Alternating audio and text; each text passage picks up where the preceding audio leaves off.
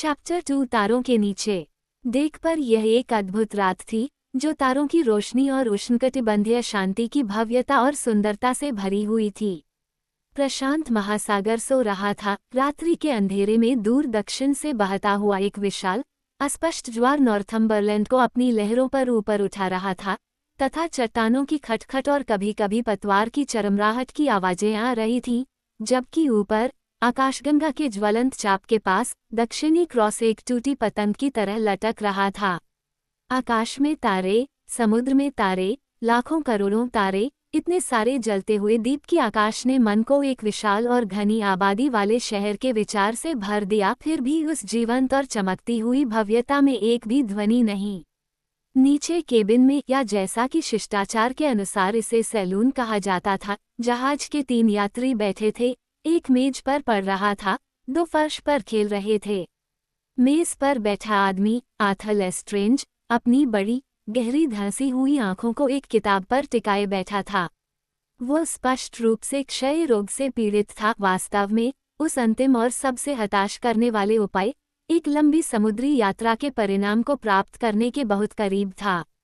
Emelyan Lestrange, उनकी छोटी भतीजी 8 साल की, एक रहस्यमयी बच्ची, अपनी उम्र के हिसाब से छोटी, अपने विचारों के साथ, बड़ी बड़ी पुतलियों वाली आंखें जो दर्शन के द्वार लगती थीं, और एक चेहरा जो लगता था जैसे बस एक पल के लिए इस दुनिया में झांका था और फिर अचानक से पीछे हट गया। एक कोने में बैठी हुई अपनी बाहों में कुछ पकड़े हुए और अपने विचारों की धुन पर खुद को हिला रही थी। डिक, लेस्ट्रेंज का छोटा बेटा, 8 साल का और थोड़ा सा कहीं मेज के नीचे था। वे बोस्टन के निवासी थे, सैन फ्रांसिस्को जा रहे थे, या यूं कहें कि लॉस एंजल्स की धूप और चमक के लिए, जहां लेस्ट्रेंज ने एक छोटी सी संपत्ति खरीदी थी। उम्मीद थी कि वहां वह जीवन का आनंद ले सकेगा जिसका पट्टा लंबी समुद्री यात्रा द्वारा नवीनीकृत किया जाएगा। जब वह पढ़ने बैठा था, केबिन का दरवाजा खुला और एक कोणीय महिला आकृति दिखाई दी। ये श्रीमती स्टेनार्ड थी, जो कि परिचारिका थी, और श्रीमती स्टेनार्ड का मतलब सोने का समय था। डिकी, मिस्टर लेस्ट्रेंज ने अपनी किताब बंद करते हुए और मेजपोश को कुछ इंच ऊपर उठाते हुए कहा, सोने का समय हो गया है। ओह, अभी नहीं, डैडी। टेबल के नीचे से नींद से भरी आवाज आई, मैं तैयार नहीं हूँ। मुझे नहीं पता कि मैं बिस्तर पर जाना चाहता हूँ, मैं हाय यो। श्रीमती स्टेनार्ड, जो अपना काम जानती थी, मेज के नीचे झुकी, उसके पैर को पकड़ा और उसे लात मारते, लड़ते और रोते हुए एक ही समय में बाहर खींच लिया। एमिलिन ने ऊपर देखा और अपरिहार्य को पहचान लिया। अपने पैरों पर खड़ी हो गई और अपने सिर को नीचे झुकाए हुए, एक हाथ में लटकती हुई उस घिनौनी चित्रे वाली गुड़िया को थामे हुए, वह तब तक इंतजार करती रही जब तक कि डिकी ने कुछ आखिरी औपचारिक चिल्लाहट के बाद अचानक अपनी आंखें पोंछ ली और अपने पिता को चूमने के लिए आंसू से भीगा चेहरा आगे नहीं बढ़ाया। फिर उसने अपने माथे को गंभीरता से अपने चाचा के सामने पेश किया, एक चुंबन प्राप्त किया और गायब हो गई। हाथ पकड़कर सैलून के बंदरगाह की ओर एक केबिन में ले जाया गया। मिस्टर लेस्ट्रेंज अपनी किताब पर वापस लौट आए, लेकिन जब केबिन का दरवाजा खुला तो उन्होंने ज्यादा देर तक किताब नहीं पढ़ी थी, और एमिलीन अपनी नाइट ड्रेस में, हाथ में भूरे रंग का कागज का एक पार्सल पकड़े हुए फिर से प्रकट हुई। ये पार्सल उस किताब के आकार के लगभग बराबर था जिसे आप पढ़ रहे हैं। मेरा बक्सा, उसने कहा, और जब उसने उसे ऊपर उठाया, मानो इसकी सुरक्षा को प्रमाणित करने के लिए, तो उसका छोटा, सादा चेहरा एक देवदूत के चेहरे में बदल गया। वह मुस्कुराई थी। जब एमिलिन लेस्ट्रेंज मुस्कुराती थी तो ऐसा लगता था मानो स्वर्ग की रोशनी अचानक उनके चेहरे पर चमक उठी हो। बचपन की सुंदरता का सबसे खुशनुमा रूप अचानक आपकी आंखों के सामने प्रकट हुआ, उन्हें चकाचौंध कर दिया और चला गया। फिर वह अपना बक्सा लेकर गायब हो गई और मिस्टर लेस्ट्रेंज ने अपनी किताब फिर से शुरू कर दी। एमिलिन के इस बक्से ने, मैं संक्षेप में कह सकता हूँ, जहाज पर बाकी सभी यात्रियों के सामान से भी अधिक परेशानी दी थी। ये नाव उसे बोस्टन से प्रस्थान के समय एक महिला मित्र ने भेंट की थी, और इसमें जो कुछ था वह नाव पर सवार सभी लोगों के लिए एक गुप्त रहस्य था। सिवाय इसके मालिक और उसके चाचा के, वो एक महिला थी, या किसी भी स्थिति में एक महिला की शुरुआत थी, फिर भी उसने ये रहस्य अपने तक ही रखा, एक तथ्य जिस पर आप कृपया ध्यान दें। इस चीज की परेशानी ये थी कि यह अक्सर खो जाती थी। खुद को शायद लुटेरों से भरी दुनिया में एक अव्यावहारिक सपने देखने वाले के रूप में संदेह करते हुए वह इसे सुरक्षा के लिए अपने साथ ले जाती, रस्सी के एक कुंडल के पीछे बैठ जाती और अमूर्तता के दौर में चली जाती, चालक दल के विकास से जीवन में वापस आ जाती, रीफिंग या फर्लिंग या क्या नहीं, ऑपरेशन की देखरेख करने के लिए उठती और फिर अचानक पाती कि उसने अपना बक्सा खो दिया है। फिर वह जहाज पर पूरी तरह से छा जाती। बड़ी बड़ी आंखों और परेशान चेहरे के साथ वह इधर उधर भटकती, नाव के अंदर झांकती, जहाज के आगे के हिस्से से झांकती, कभी एक शब्द नहीं बोलती या रोती नहीं, एक बेचैन भूत की तरह खोजती, लेकिन गूंगी। वो अपने नुकसान के बारे में बताने में शर्म महसूस कर रही थी, किसी को भी इसके बारे में बताने में शर्म महसूस कर रही थी, लेकिन हर कोई इसके बारे में तुरंत जान जाता था जैसे ही वे उसे देखते थे, श्री बटन की अभिव्यक्ति का उपयोग करते हुए, भटकते हुए, और हर कोई इसके लिए खोज करता था। अजीब बात यह है कि पैडी बटन ही आम तौर पर इसे खोजता था। वह जो हमेशा लोगों की नज़र में गलत काम करता था, आमतौर पर बच्चों की नज़र में सही काम करता था। दरअसल जब बच्चे मिस्टर बटन को पकड़ पाते थे तो वे उसके प्यार में पड़ जाते थे। वो उनके लिए पंच और जूडी शो या जर्मन बैंड जितना ही आकर्षक था लगभग। थोड़ी देर बाद मिस्टर लेस्ट्रेंज ने जो किताब पढ़ रहे थे उसे बंद कर दिया, अपने चारों ओर देखा और आह भरी। नॉर्थम्बरलैंड का केबिन काफी खुशनुमा जगह था, जिसमें मिज़ेन मस्तूल की पॉलिश की हुई शाफ्ट लगी हुई थी, एक्समिनिस्टर कालीन बिछा हुआ था और सफ़ेद पाइन पैनलिंग में लगे दर्पणों से सजाया गया था।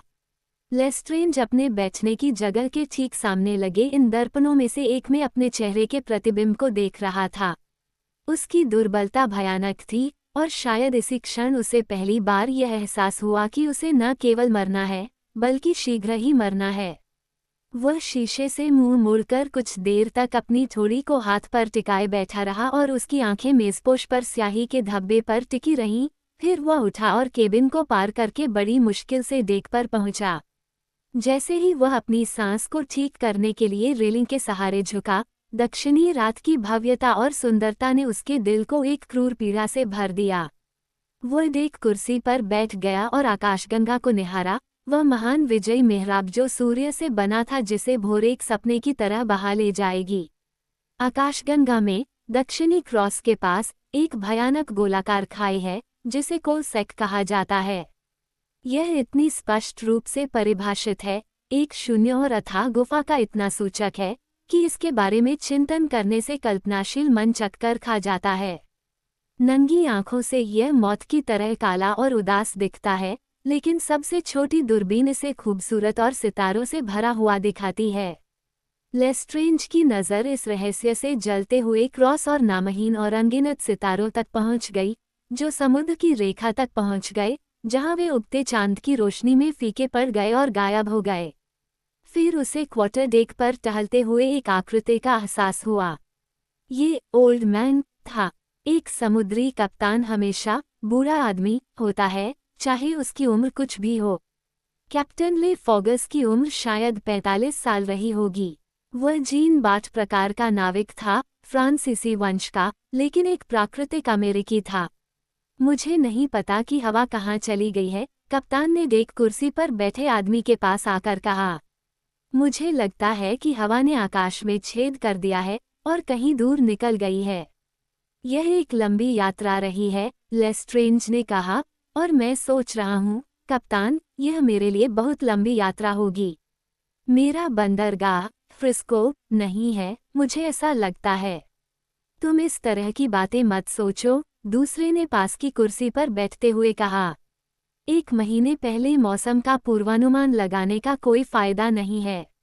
अब हम गर्म अक्षांशों में हैं, तुम्हारा गिलास स्थिर रहेगा और तुम भी हम में से किसी एक की तरह सही और फुर्तीले होगे, इससे पहले कि हम गोल्डन गेट्स ले आएं। मैं बच्चों के बारे में सोच रहा हूँ, लेस्ट्रेंज ने कहा। ऐसा लग रहा था कि वह कप्तान की बातें नहीं सुन रहा था। अगर बंदरगाह पहुंचने से पहले मुझे कुछ हो जाए, तो मैं चाहूंगा कि तुम मेरे लिए कुछ करो। बस इतना ही, मेरे शरीर को बिना बच्चों को बताए खत्म कर दो। कुछ दिनों से मैं तुमसे यही पूछना चाह रहा था कप्तान, उन बच्चों को मौत के बारे में कुछ नहीं पता। ले फौज अपनी कुर्सी पर बेचैनी से हिल रहे थे। छोटी एमिलिन की मां की मृत्यु तब हुई जब वह 2 साल की थी। उसके पिता मेरे भाई की मृत्यु उसके जन्म से पहले ही हो गई थी। डिकी को कभी मां नहीं मिली, वो उसे जन्म देते समय मर गई। हे भगवान कैप्टन, मृत्यु ने मेरे परिवार पर भारी हाथ रखा है। क्या आपको आश्चर्य है कि मैंने उन 2 प्राणियों से उसका नाम ही छिपा दिया है जिन्हें मैं प्यार करता हूँ? हाँ हाँ, ले फार्गे ने कहा, ये दुखद है। ये दुखद है, लेस्ट्रेंज ने कहा। जब मैं काफी छोटा था, डिकी से भी कम उम्र का बच्चा, मेरी नज़ मुझे मरे हुए लोगों की कहानियां सुनाकर डराती थी। मुझे बताया गया था कि अगर मैं अच्छा बच्चा नहीं बना तो मरने के बाद मैं नरक में जाऊंगा। मैं आपको नहीं बता सकता कि इसने मेरे जीवन को कितना जहरीला बना दिया है, क्योंकि बचपन में हम जो सोचते हैं कैप्टन, वही हमारे बड़े होने पर हमारे विचारों के पिता होते हैं। और क्या एक बीमार पिता के स्वस्थ बच्चे हो सकते हैं? मुझे नहीं लगता। इसलिए मैंने बस इतना कहा, जब ये 2 छोटे जीव मेरी देखभाल में आए, कि मैं उन्हें जीवन के आतंक से बचाने के लिए अपनी पूरी शक्ति लगा दूंगा, या यूं कहूं कि मृत्यु के आतंक से। मुझे नहीं पता कि मैंने सही किया है या नहीं, लेकिन मैंने जो किया वह सबसे अच्छा था। उनके पास एक बिल्ली थी, और एक दिन डिकी मेरे पास आया और बोला, पिताजी, बिल्ली बगीचे में सो रही है और मैं उसे जगा नहीं सकता। इसलिए मैं उसे टहलने के लिए बाहर ले गया। शहर में एक सर्कस था और मैं उसे वहां ले गया। यह उसके दिमाग में इतना भर गया कि वो बिल्ली को पूरी तरह से भूल गया। अगले दिन उसने उसे खोजने के लिए कहा। मैंने उसे नहीं बताया कि उसे बगीचे में दफनाया गया है, मैंने बस इतना कहा कि वह भाग गई होगी। 1 हफ्ते में वह उसके बारे में सब कुछ भूल गया। बच्चे जल्दी ही भूल जाते हैं। हाँ, ये सच है, समुद्री कप्तान ने कहा। लेकिन मुझे लगता है कि उन्हें कभी न कभी यह सीख ही लेना चाहिए कि उन्हें मरना ही है। अगर मैं जमीन पर पहुंचने से पहले जुर्माना भर दूं और उस विशाल समुद्र में फेंक दिया जाऊं, तो मैं नहीं चाहूंगा कि बच्चों के सपनों में यह विचार घर कर जाए। बस उन्हें बता दे कि मैं दूसरे जहाज पर सवार हो गया हूँ। आप उन्हें वापस बोस्टन ले जाएंगे। मेरे पास यहाँ एक पत्र में एक महिला का नाम है जो उनकी देखभाल करेगी। जहाँ तक सांसारिक वस्तुओं का सवाल है, डिकी का भला होगा और एमिलिन का भी। बस उन्हें बता दे कि मैं दूसरे जहाज पर सवार हो गया हूँ। बच्चे जल्दी ही भूल जाते हैं। नाविक ने कहा, मैं वही करूँगा जो आप कहेंगे। चांद अब क्षितिज के पार था और नॉर्थम्बरलैंड चांदी की नदी में बह रहा था। हर स्पर अलग था। बड़े पालों पर हर रीफ पॉइंट और डेक बर्फ के ऐसे स्थान थे जैसे आबनूस की तरह काली छायाओं से काटे गए हों। जब दोनों आदमी बिना कुछ बोले बैठे थे और अपने अपने विचार सोच रहे थे, तभी सैलून के दरवाजे से एक छोटी सी सफ़ेद आकृति उभरी। यह एमिलिन थी। वो नींद में चलने वाली थी, इस कला में पारंगत थी। वो अभी स्वप्नलोक में कदम ही रखी थी कि उसने अपना कीमती बक्सा खो दिया था और अब वह नॉर्थम्बरलैंड के डेक पर उसे खोज रही थी। लेस्ट्रेंज ने अपनी उंगली होठों पर रखी, अपने जूते उतारे और चुपचाप उसके पीछे चल दिया। उसने रस्सी के एक कुंडल के पीछे खोज की। उसने गैली का दरवाज़ा खोलने की कोशिश की। वो इधर उधर भटकती रही। उसकी आंखें चौड़ी थीं और चेहरा परेशान था। आखिरकार मुर्गी घा की छाया में उसे अपना दूरदर्शी खजाना मिल गया। फिर वह वापस आई, एक हाथ से अपनी छोटी सी नाइट ड्रेस को पकड़े हुए ताकि वह ठोकर न खाए, और बहुत जल्दी से सैलून साथी के नीचे गायब हो गई, जैसे कि बिस्तर पर वापस जाने के लिए उत्सुक हो। उसके चाचा उसके पीछे खड़े थे, एक हाथ बढ़ाकर ताकि वह ठोकर न खाए।